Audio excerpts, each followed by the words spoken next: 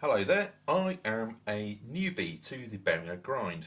I'm actually a newbie to any analog synths. I've never had one before, so this is a whole new learning experience. I've had it for about 2 months, and I thought I'd tell you all the stuff that the other videos currently aren't telling you, because it might help.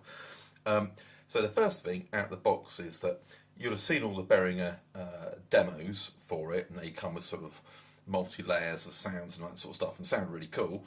And that isn't what it sounds like out of the box. This is a monophonic, monotimbral synth, so you can have one sound at a time, literally just one. So you're not getting all of that sort of multi-layered stuff, so don't think you're going to do that. It's not like a groove box in that respect. It is a single monotimbral synth.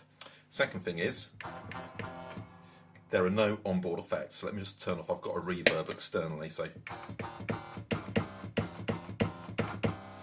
you can see that that's how it sounds. There's no effects on board. I like to have a little bit of reverb on it to give it a slightly more synthy sound. And sometimes a little bit of slapback's quite nice as well.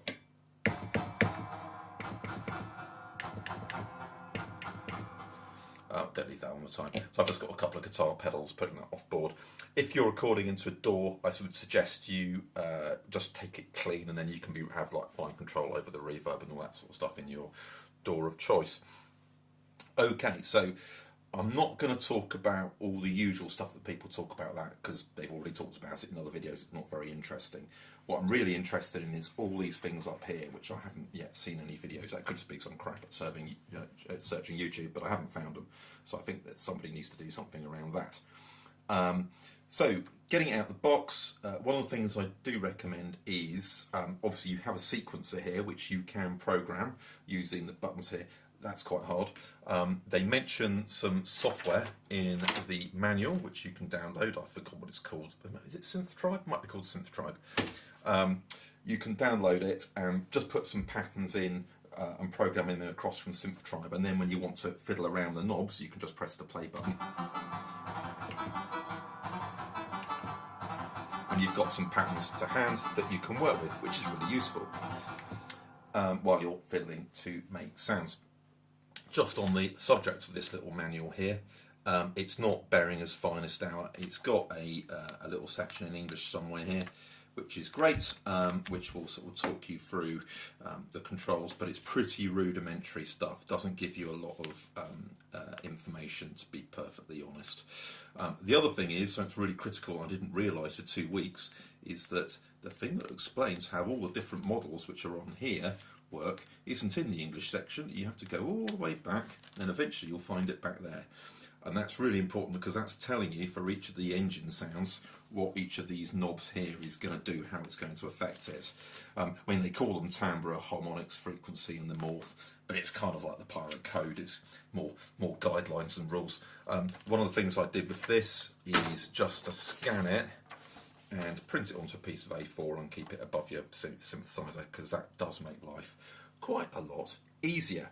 Okay, so talking about into all of this stuff here then. So there are 3 little knobs here, 1, 2, 3. And generally speaking, you're going to set those to about 12 o'clock. Sort of. So I'm not going to talk a lot about all these different models and stuff. It's really about all these little knobs and all these things here, because nobody else is talking about it. So if I've got those set there, I can press a tune. Great. And it sounds how it sounds. Why am I telling you this? I have absolutely no idea. Oh yeah.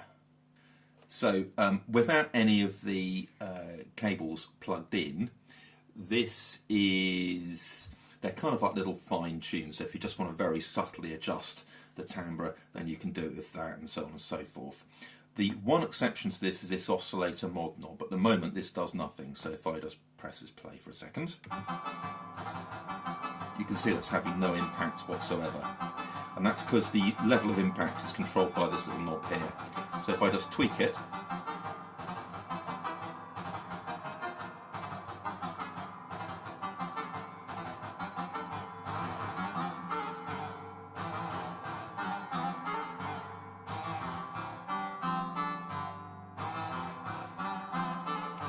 So you can see it's just a little bit of vibrato, and the amount of vibrato is being controlled by that. Cool. So that's that. The other thing I should mention is this little switch over here, the LPG one. So for all of these red models we've got up here, all of these guys, they're all kind of lead tones. So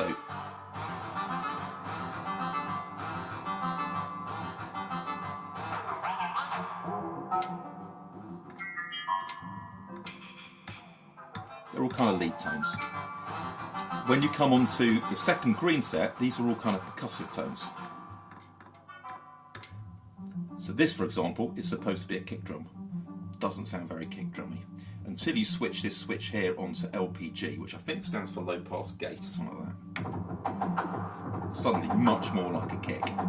Yeah, so for all of these things, hi-hats, snares, cymbals and all that sort of stuff, you're going to want to be on that LPG setting. It's also quite fun on some of the lead sounds as well, to be honest. And that's sort of get back to the lead. And then down here you've got some various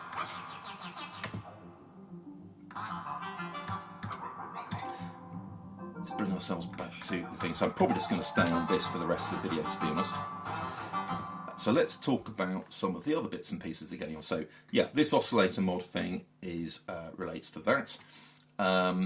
The other thing is this VC Mix knob. So the VC Mix knob does absolutely nothing at all until you start using these zones up here, so until you start using the cables. The cables are set up so that all of this stuff here, this zone here, are all outputs from the Behringer, and these are all inputs back in again. So you're going to be running cables from this side to this side, is basically what you're doing. And what you're going to be wanting to try and do is you're trying to automate some of these knob twiddles, really. So if I play something, let me just do some model twiddles.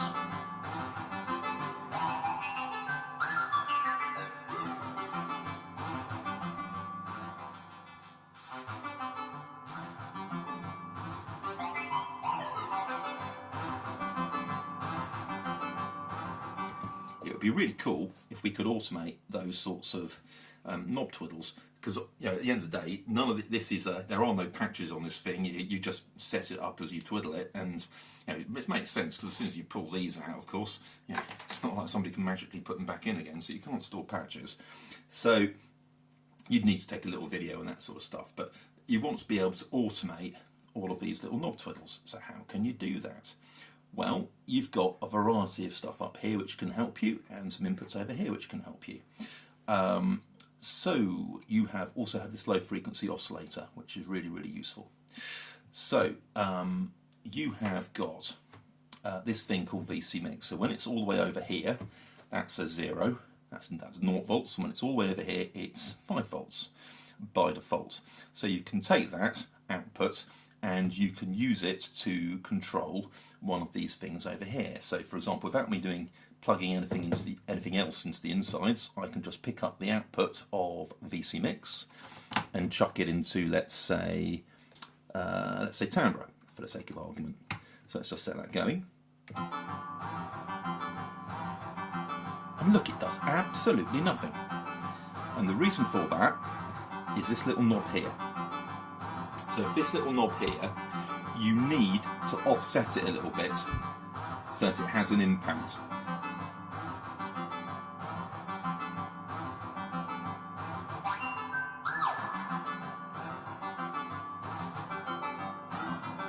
So you can now see, as I'm twiddling that right hand knob, it's having an impact, the extent of which is governed by this.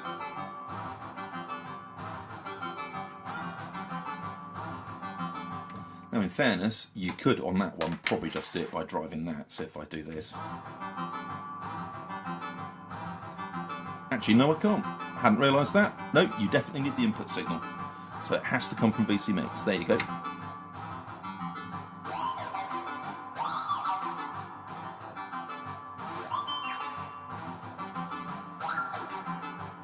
You could, of course, say you could just do the same thing by doing that.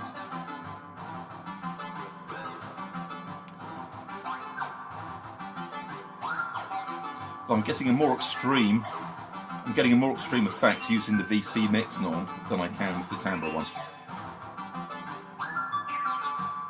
That's really cool, love it.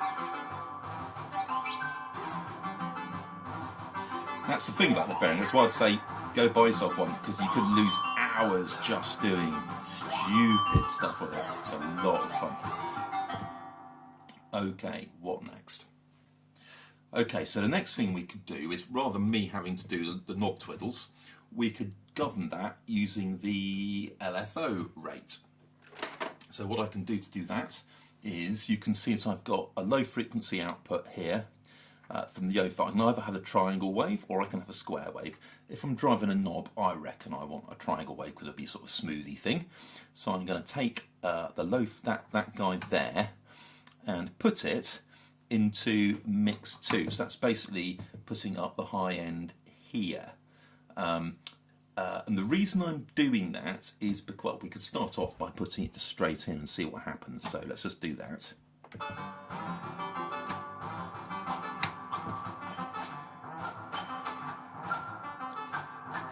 It's a little bit uncontrolled, isn't it? So we kind of need to be able to control the size of the triangle wave, and that's why we're going to use VC Mix. So what I'm going to do instead of putting it in directly is I'm going to put this LFO into VC Mix 2, into that Mix 2 input. So it's going to be on this side here, and then I'm going to put the output of VC Mix back into the timbre thing. So let's just set it going again.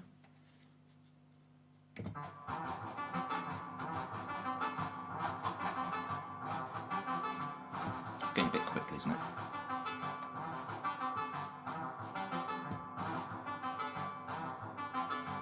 So it's a fairly slow low frequency.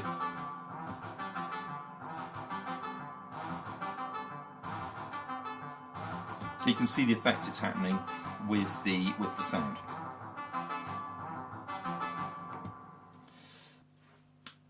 And you can do, so I've just done that obviously with the little timbre knob there, but you can control the timbre, the harmonics, the frequency area, you can do the morph, you can also drive the cutoff, you can drive the resonance, and those are all these little inputs down here. So you've got, that was the timbre one just there, and then you've got the harmonics, which is there, FM there, morph there, VCF in, that's the input back into this zone here, and then you can see you've got the resonance. So you've got the VC cutoff, which is driving that, and the resonance, which is driving that. Weirdly, you don't seem to have one for driving this VCF mod. I don't know why that is. You just don't. Who knows? What else can you do? I quite like this little noise thing here, is quite interesting. So this is like a white noise generator. So if you want to add a little bit of grit into the sound, you can do that. So I don't want to do that. How do I get it out of that mode? Haven't the foggiest. Never mind. Right, noise, yes, white noise. So we're going to take that from here, and I find you can get it in by using the oscillator FM again.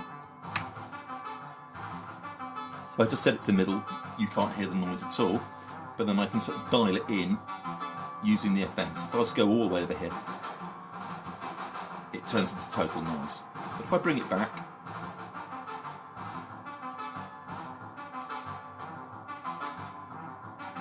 so you've given it a little bit of sort of grit, as it were. The other thing I quite like doing is to try and get a sort of choppy feel using the LFO, which you can use using these knobs down, these little sockets here. So what you can do is to grab something like a square wave out of the LFO and use that to drive the, let's say, the trigger input, something like that. So if I go, oh, I think I probably need to speed up the LFO, so let's go like that.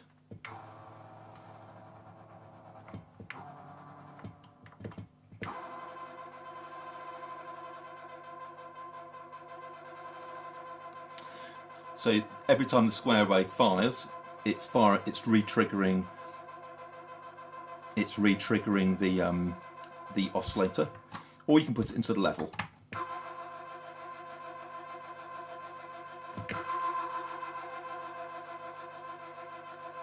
You can do either, so that's quite fun.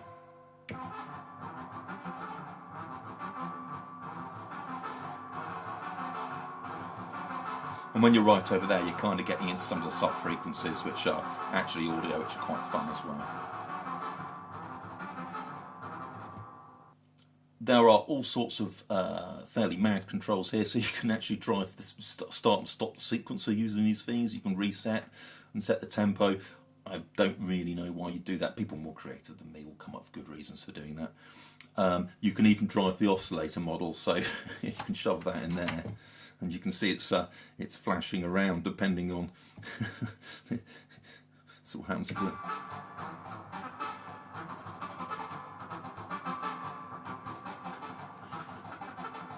I wonder what would happen if I took that out of VC Mix instead. That would be quite bonkers. Let's just do that for fun. That's coming out of VC Mix. Let's chuck that into the model. And if I turn that down, ooh, there you go. Look at that. You can see how big the wave is just by how much I'm turning it left to right. Let's hit the play button.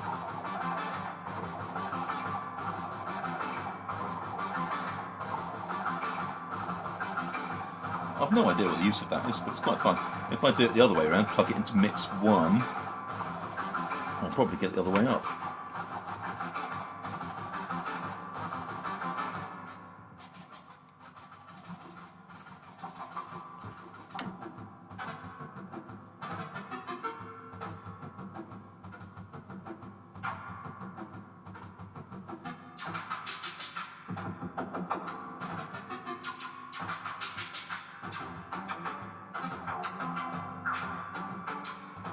That's pretty mad, quite fun. So we're actually driving the entire model it's selecting based on the LFO and getting some fairly interesting percussive sounds out of it. That's kind of why the Behringer is fun, isn't it? Excellent. Oh dear. Right, I'm sure there's other stuff I'm supposed to be telling you. Give me a minute. Right, yes, I've had a think. The only thing that I wanted to show you remaining was just a very simple use of the VC Mix. So at the moment we sound a bit like this, which is never going to get old. I'm just going to pull all the wires out again. Boom, boom, boom, boom, boom, boom, boom, boom. Where's that left us? Okay, so we're back there, and we're still on the LPG, so let's bring it back to ENV.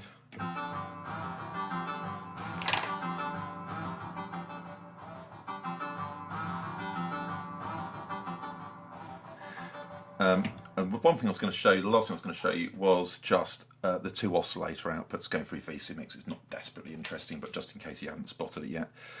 So a lot of these models have two oscillators in them, and the outputs get separately put through to OS out 1 and OS out 2. So you can literally just chuck those into the first mix 1. We could do oscillator out 2 into mix 2 there, and then we would just need to pick up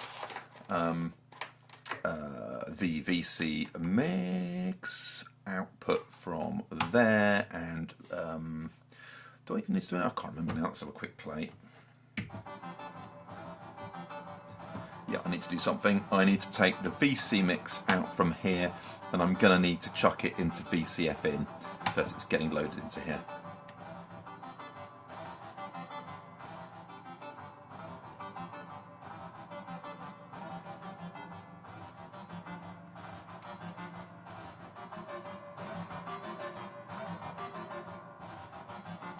So you can see we're basically variously mixing the two oscillators coming through here.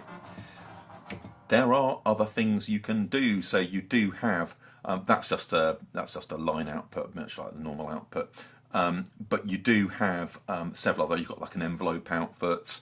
You've got a gate, which will just be a up and down when you trigger a thing. Not sure what a sine is. Keyboard CV is going to be some sort of voltage per pitch. More creative people than myself will work out that there are interesting things you can do with these oscillators, mixing them with square waves and stuff like that. Should we have a go?